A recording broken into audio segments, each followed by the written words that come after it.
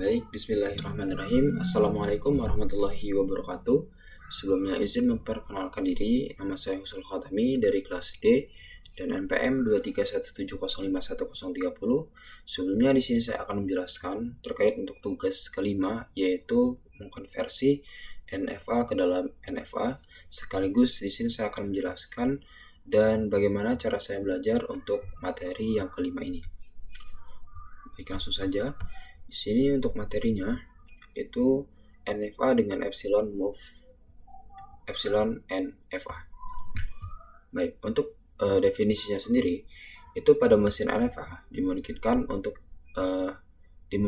berpindah kedudukan atau state secara seketika atau spontaneously, dengan kata lain tanpa menerima simbol masukan input. Jadi dari definisi ini, pada sistem mesin NFA sendiri itu memungkinkan untuk bisa berpindah posisi secara seketika atau spontan ini tanpa menerima inputan yang dia terima. Jadi pada mesin NFA ini dia dapat berpindah kedudukan secara langsung. Kemudian di sini ada mekanisme ini membuat suatu mesin NFA bisa berada dalam beberapa state sekaligus. Terus untuk itu dibuatlah untai kosong untuk menggantikan nilai masukan. Kemudian untai kosong itu disimbolkan dengan epsilon empty. Oke, lanjut.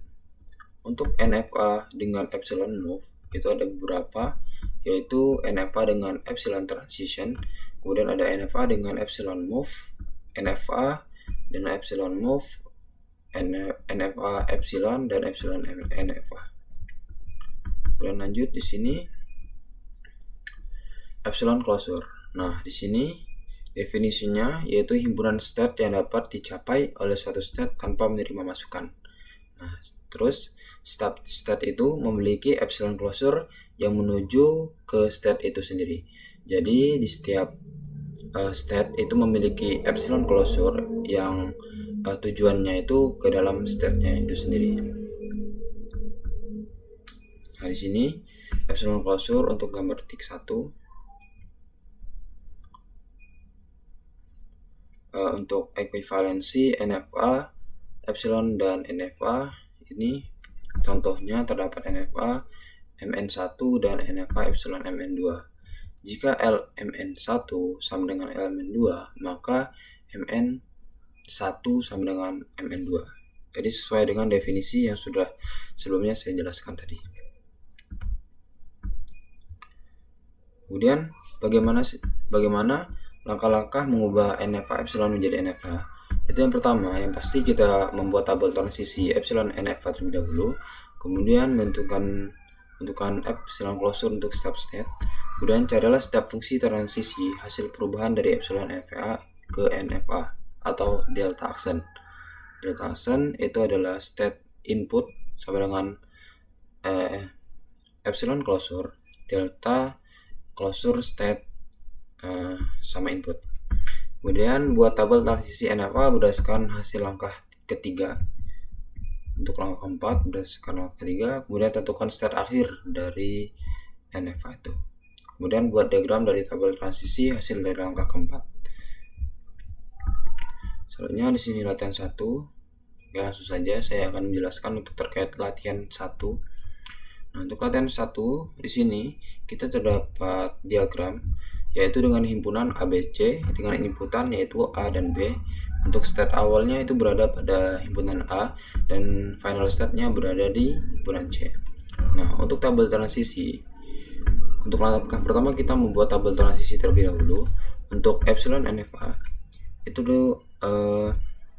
himpunan atau deltanya itu meliputi ABC, sedangkan untuk inputannya yaitu AB. Nah, di sini A input A input B itu himpunan kosong. Kemudian untuk epsilon. Nah, epsilon itu dilihat dari ininya atau transisi perpindahan dari himpunan A ke himpunan B. Begitu juga untuk himpunan B, input A, B, input B dan seterusnya. Nah, setelah itu kita menentukan epsilon closure.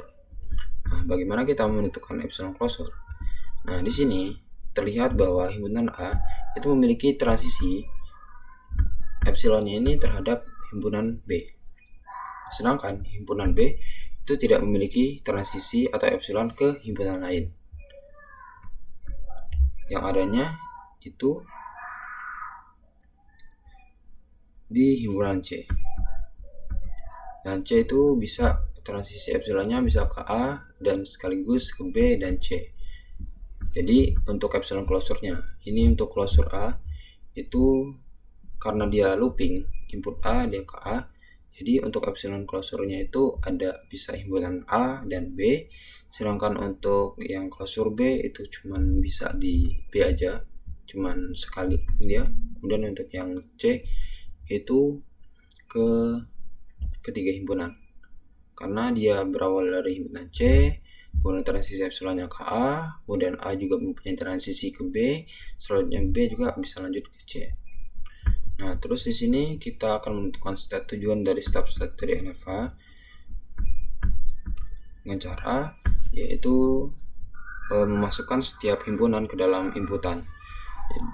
Nah, di sini ada delta action himpunan A input A untuk closure delta epsilon closure-nya itu A sama A. Kemudian kita tentukan di sini. Nah, kita melihat di sini kan closure A. Jadi di sini closure A itu sama dengan epsilon closure yang sudah kita tentukan sebelumnya. Jadi untuk epsilon A itu delta AB menginput A. Jadi di sini kita menggunakan rumus distributif. Jadi A dengan BA.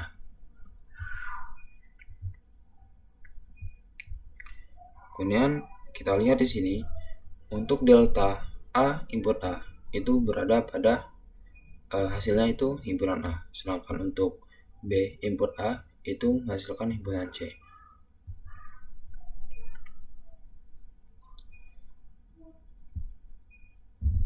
Kemudian kita hitung untuk epsilon closure-nya itu A sama C.